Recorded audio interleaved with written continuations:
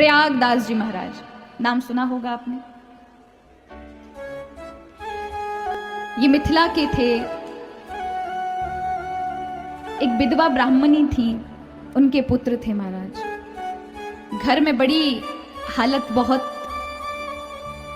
निर्धनता का वास था। पिता नहीं थे, मां ही पालती थी। नन्हे से थे 10 वर्ष के। देखिए, संबंध बनाए तो कैसा होना चाहिए और भगवान निभाते हैं। इस कथा से आपको पता चलेगा। इसी कलयुग की घटना आप ही के मिथिला की। तो वो विधवा को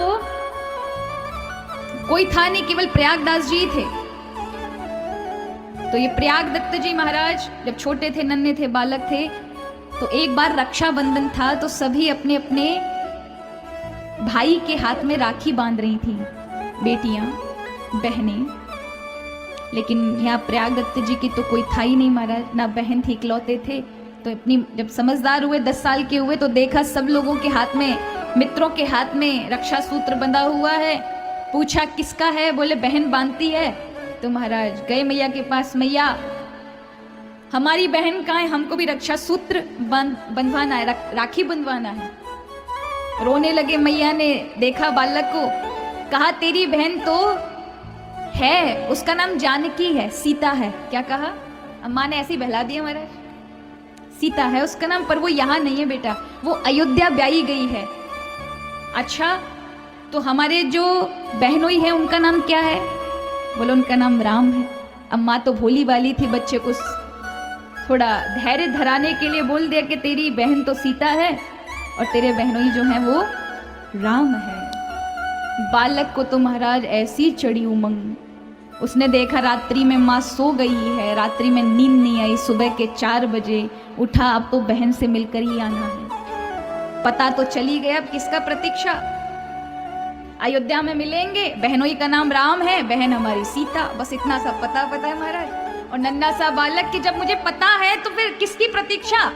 मैया कह रही है कि जब तू मुझे बड़ा हो जाएगा तब लेके जाऊंगी, मैं तो आज ही राखी बनवा कर आऊंगा। पर सोचता है कि सभी बहनों को कुछ दिया जाता है, सब बहनों को कुछ दिया जाता है, तो मैं अपनी बहन को क्या दूंगा? तो माँ के पास 2 ही साड़ी थी। फटी चिथड़ी एक पहन लेती थी और एक धोकर सुखा देती थी, जिससे वो कल पहन ले।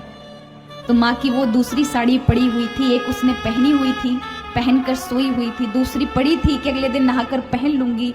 उसे उठाया, अपने हाथ में दबाया और निकल गया महाराज। माँ सोती रह गई। अब इसे क्या पता, बाल चपलता 10 साल का, कि जनकपुर से जाओगे तो अयोध्या कब पहुंचोगे। या को तो ऐसा लगा महाराज कि अभी गए और शाम तक बहन से राखी बनवा के और घर आ जाएंगे मैया के पास।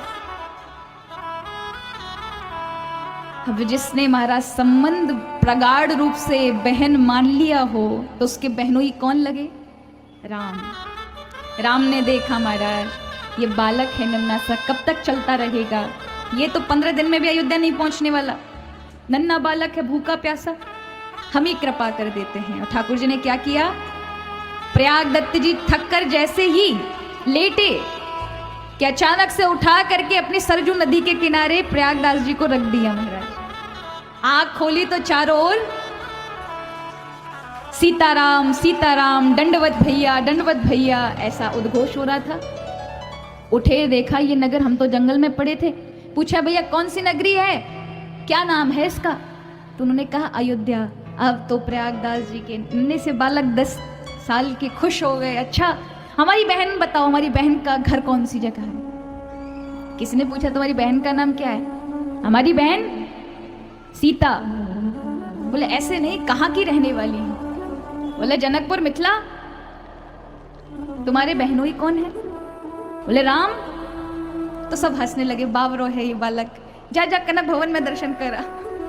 ऐसा कर, नहीं हम मंदिर नहीं जाएंगे, मंदिर में थोड़ी ना हमारे, हम तो अपनी बहन से मिलने हैं, भगवान से नहीं। सब संत हंस जाते हैं। कोई किसी से भी पूछते हैं कि सीता जी हमारी बहन है, हमारे राम बहन है, कोई पता बता दो। पर सब कहते मंदिर में जाओ वहीं मिलेंगे, और वो बहन बहनों ही नहीं, भगवान है।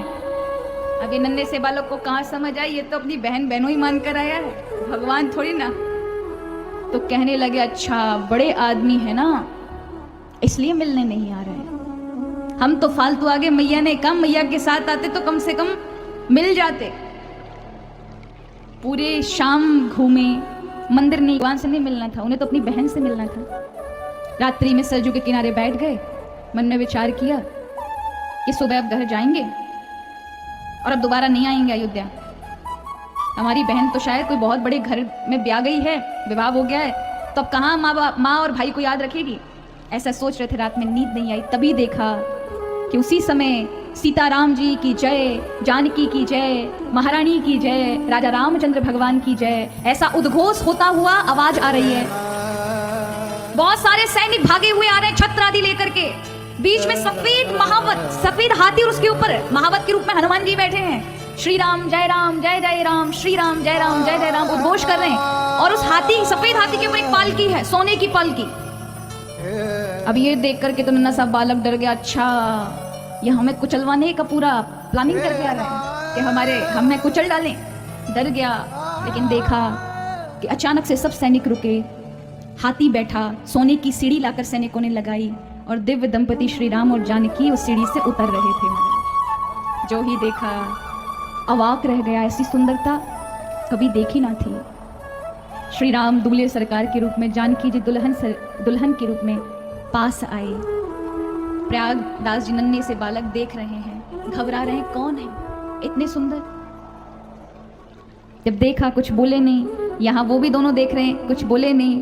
तो राम जी ने देखा और प्रयागदास से कहा, प्रयागदास ये तुम्हारी बहन जानकी है। बोले हम कैसे मान ले हमारी बहन है। बोले हम बोल रहे हैं ना तुम्हारी बहन है। बोले बहन होती तो अब तक ऐसे खड़ी रहती, चुपक के हमें गले से लगा के रोती। इसकी तो एक आंखों में आंसू नहीं आ रहा। हम नहीं मानते बहन है, हम नहीं मानते बहन है। इतना सुनते जानकी फूट फूट के रोने लग जाती हैं, हृदय से लगा लेती, भैया माँ भूल गई पर तुम नहीं भूले। तुमने कम से कम मुझे याद तो किया, तुम यहाँ चले आए, मुझे पहले कहलवा दिया होता, मैं व्यवस्था कर देती। देखो तुम्हारी माँ से कहना कि मैं बहुत खुश हूँ, तुम्हारे जीजाजी बहुत प्रसन्नता से रखते हैं। और माँ से कहना कि माँ ने बहुत अच्छे परिवार मेरा ब्याह किया है, मेरी चिंता ना करे। तो प्रयागदास जी बहुत खुश हुए। पूछा हम राखी बंधवाने आए हैं। तो जानकी जी ने दिव्य रक्षा सूत्र प्रयागदास के हाथ में बांध दिया। माँ जानकी ने छोटा भाई, छोटा अनुज स्वीकार कर लिया। और जब बांधा हाथ में, तो अपनी माँ की जो साड़ी थी ना महाराज, उठा करके नीचे नेत्र करके, कितने बड़े पैसे वाले परिवार से है, राजमहल की कन्या है, अब साड़ी लेकर आए हैं, ऐसी फटी पुरानी, पहनेगी कि नहीं पहनेगी, पर हमको तो देना है। गदगद नेत्रों से झर रहे आंखों में अश्रु। अरे जिसको जानकी का साक्षात स्पर्श प्राप्त हुआ वो साधारण जीव है क्या? सुनकर रोमांच हो जाता है तो उसके साथ क्या घटित हुआ होगा? रो रहा है नन्हा सा बालक। माँ श्री जी की साक्षात कृपा प्राप्त हो गई है उस बालक को। उठाई अपनी साड़ी माँ की और उठाकर नीचे नेत्र करके दे दी। तो हृदय से लगा लिया और कहा, भाई मैं जानती हूँ माँ के पास दो ही साड़ी है, एक पहनती है बेचारी और एक धोकर सुखा देती है, तुम उसी को उठा लाए। तुम्हारी बहन के पास बहुत कुछ है, तुम चिंता मत करो, ये माँ को ही मेरी तरफ से दे देना। और माँ से कहना मैं बहुत प्रसन्न हूँ, बहुत खुशी हूँ, यहाँ मुझे किसी प्रकार की कोई कमी नहीं है। हृदय से लगाया, बहुत देर तक मिली और उसके बाद श्री राम जी के साथ फिर उस हाथी पर बैठे। हाथी उठा, सभी सैनिकों के साथ वही की वही सब अदृश्य हो गए। नन्हा सा बालक रोता रहा। सुबह ब्रह्म मुहूर्त में वशिष्ठ कुंड के पास एक आश्रम था, वहां के महंत जी निकल कर जा रहे थे और उन्होंने उस बालक को देखा। कहते ना जिसको हरि ने, माँ जगत जननी ने छुआ हो, स्पर्श किया हो, उसका तो महाराज तेज ही कुछ और होता है। महात्मा जी पहचान गए, इस पर जानकी जी की कृपा बरसी है। उस बालक को हृदय से लगा करके लेकर आए, अपने आश्रम में स्नान कराया, भोजन के लिए दिया, पर भोजन नहीं करता है बालक। मध्यकाल हुआ, दोपहर का मध्यकालीन समय 12 बजे। उसी समय 4 सुंदर स्त्रियां सजी धजी, ऐसा लगता है कोई राज परिवार की घरानी की महिलाएं हैं, सुंदर बड़े बड़े हीरा जड़ित सोने के थालों में बहुत सुंदर भोजन लेकर के वो आती हैं और महात्मा जी से कहती, महात्मा जी वो जो बालक है ना आपके यहाँ, हमने सुना एक बालक आया है, हमारे यहाँ पास में सत्यनारायण की कथा हो रही है, तो ये आप दोनों के लिए भोजन। अब महात्मा, और कहा कि हम शाम को आकर ये बर्तन ले जाएंगे, तब तक आप भोजन कर लीजिए। भोजन कर लिया महात्मा जी और बालक ने, लेकिन शाम को भी कोई नहीं आया बर्तन लेने, अगले दिन भी कोई नहीं आया। तब तो महात्मा जी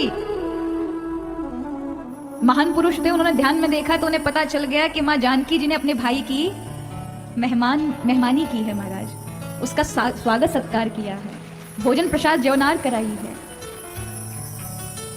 तो महात्मा जी कहते ये तुम्हारी बहन के द्वारा दिए हुए वस्त्र है, ये बर्तन है, इनको तुम ही ले जाओ घर। बालक कहते नहीं, हमारे यहाँ नियम है, हमारे यहाँ बहन की वस्तु लेके नहीं जाया जाता। ससुराल में हम कन्यादान कर देते हैं तो बहन के यहाँ का पानी भी नहीं पिया जाता, हमने तो भोजन कर लिया, हमारी मैया डांटेगी, हम नहीं लेंगे। तो यहाँ वो महात्मा भी उन कीमती बर्तनों को नहीं रखता है जिनकी लाखों रुपए की कीमत थी, और ना ये बालक लेके जाता है। तो दोनों ने विचार किया, वशिष्ठ कुंड में वो बर्तन डाल दिए। और ये बालक जब अपने घर पहुंचता है, ठाकुर जी की ऐसी कृपा हुई कि रात्रि में ही सो रहे थे तो उन्हें जाकर के मिथिला पहुंचा दिया राम जी ने। नन्ना बालक इसे क्या पता, पहुंचाया, नेत्र खुले तो देखा कुटिया के पास बैठे हैं, दौड़कर मैया के पास गए। माँ ने देखा, माँ तो बावरी हो गई, 3 दिन से इसे देखा नहीं था, पागल हो गई, उसका तो एक ही आधार ये पुत्र था। देखा अपने पुत्र को हृदय से लगाया, अरे तू कहाँ गया था, मेरे प्राण निकल गए होते। तो बोलता है, अरे मैया देख, जानकी जी से अपनी बहन से राखी बंधवा कर आया हूं। माँ को बड़ा आश्चर्य, तू कैसे पहुंचा? माँ से कहता, क्या पहुंचा, तूने बताया था ना अयोध्या में है, बहनोई का नाम राम है, बहन सीता। पहुंच गए, बहुत बड़े आदमी थे, दिन में तो हमसे मिले तक नहीं, वो तो रात में देखा, बड़े आदमी है ना, कहीं सबके सामने मिल लेंगे तो लोग ये 4 बातें बनाएंगे, गरीब के यहाँ रिश्ता हुआ है कि जानकी गरीब की बेटी है, इसलिए दिन में तो मिले नहीं मैया, बस हम सरजू के किनारे बैठे थे, तब बहन बहनोई आई, चोरी चुपके, जब पूरा जगत सो गया तब, जिसे कोई देख ना सके।